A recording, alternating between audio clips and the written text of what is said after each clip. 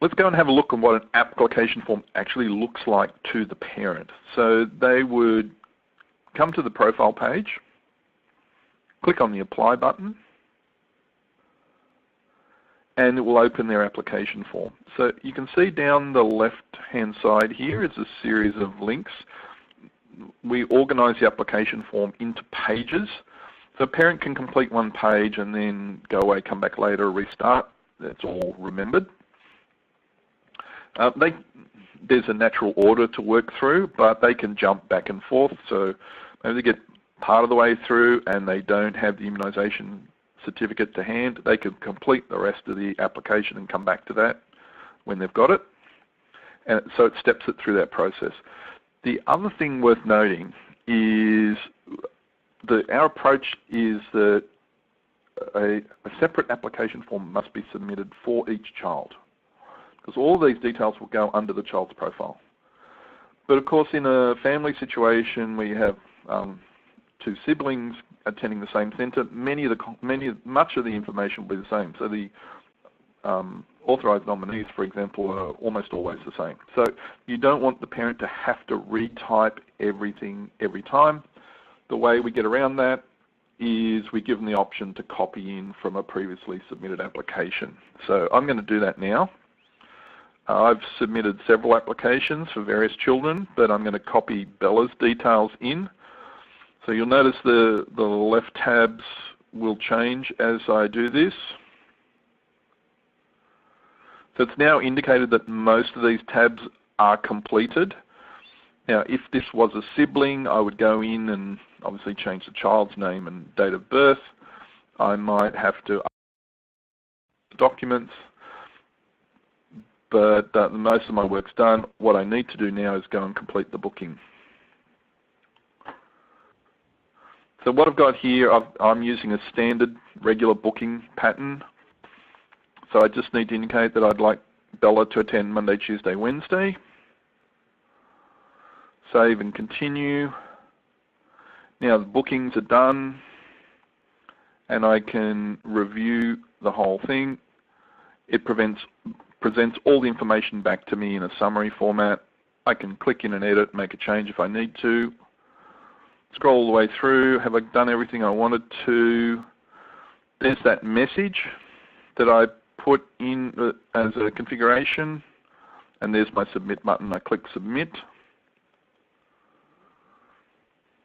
and then I get my success message to say the submission has gone in. So from a parent's perspective, it's a pretty straightforward process. You send them a link, and I'll show you different ways you can do that. They click on that link, open their application form, fill in the details, upload any documents that they need to, submit.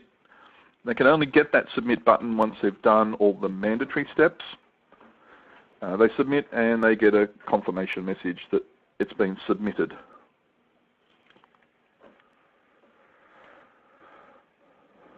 So once that application is submitted, it appears in the Apps tab. It used to be called Applications until quite recently, but we needed to make that menu fit and get the webinars in there. So we shrunk that down to Apps, but the functions are still the same. The cream-coloured bubble that sits next to the word Apps with a count in it tells you the number of applications sitting in the submitted box. So you can see there was one I submitted a couple of days ago. It was actually another training session. And the one I've just submitted now, which is the 20th. I can see the date it was touched. I can see the date it was submitted. I can see the days of the week in this submission, who the parent is, and I can click on the ID to go into the details. But before I do that, there's a couple of other things. I can pick out a particular age from the list. So I've only got 4-year-olds, so I only have 4 to choose from. And I can also, if I have a long list, I'm looking for a particular person, I can filter by first or last name or email address.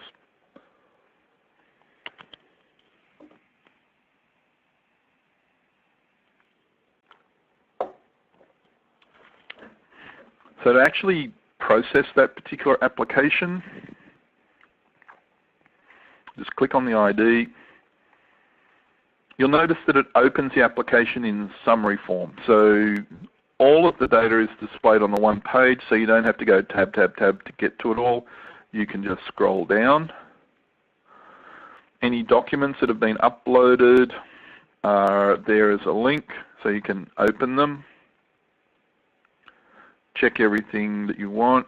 It also retains a copy of the header and footer at the time it was submitted, so you can keep track of what the parent's been told. But the most important part are the action buttons. So this is the top left here. Edit, waitlist, request more information, approve. Obviously, that's the most common one for you to use. Reject and add note. So I'll go through these in turn. Add note is simply leave a note on the file. So particularly if you're going to have to come back to this in a few weeks' time and you want a reminder of something, so parent is away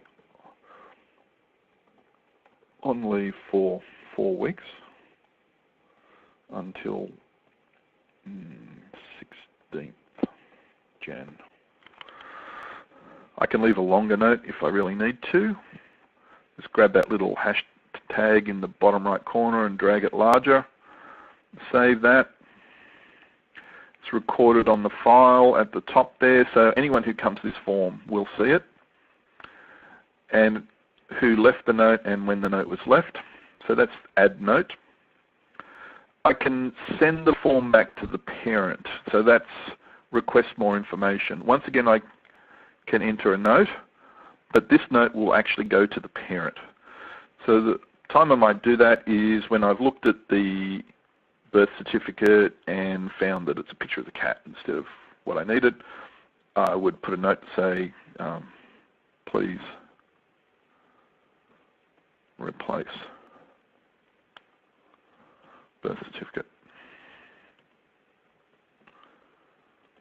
It's a cat.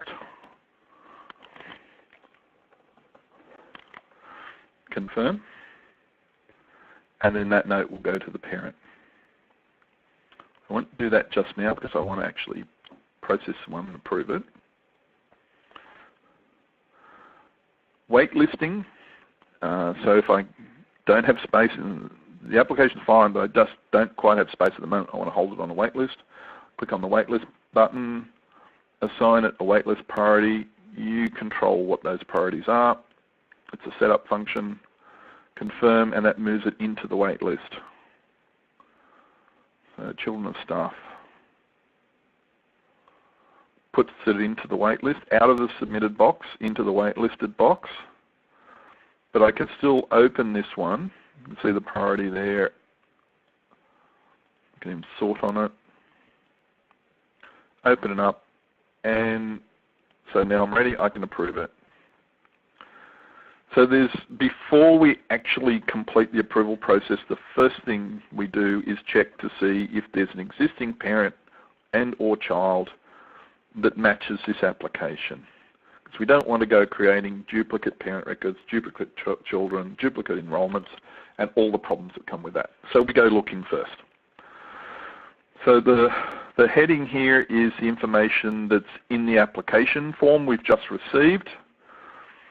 And then underneath are any existing parent or child records that are a close match to that. So it checks on several pieces of information, first and last name, CRN, date of birth, and email address.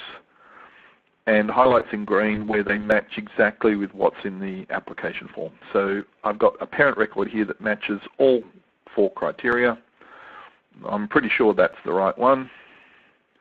And similarly, I've got a match, exact match for the child as well. If this isn't an existing parent, it's actually a new one who just has a similar name, but maybe a different date of birth, then I can create the new parent and child records. Tell the system that's what I want to do. But I'm matching to the existing ones. So I'll confirm that. And we move to finalize the application. So I want to update my enrollment. I'm going to put them in the morning session, or maybe I'll put them in the full-time session, control which room that's going to go into. It's a regular booking, weekly booking, Monday, Tuesday, Wednesday, that's all good. Or perhaps I don't have Monday, Tuesday, Wednesday, so I get on the phone to the parent and say, are you happy with Tuesday, Wednesday, Thursday? Yes, so I can make that change. And if I'm using direct debit through Childcare EasyPay, I can even tick the box to say, send an email to the parent to get set up for direct debit. So I don't need that paper. Click confirm, and it will go and update the existing parent, child, and enrollment. So these are also clickable links, so if you need to go through and check anything because you're not quite sure if it's the same parent, you can go follow those links.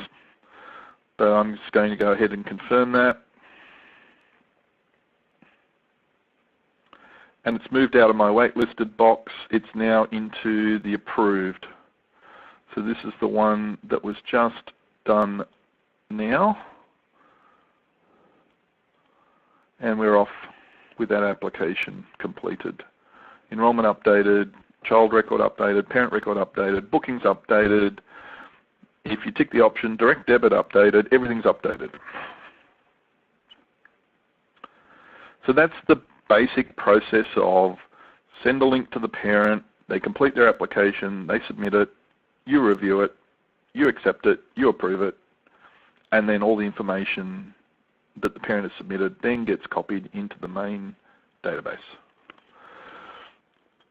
And so the parent can't actually change anything themselves.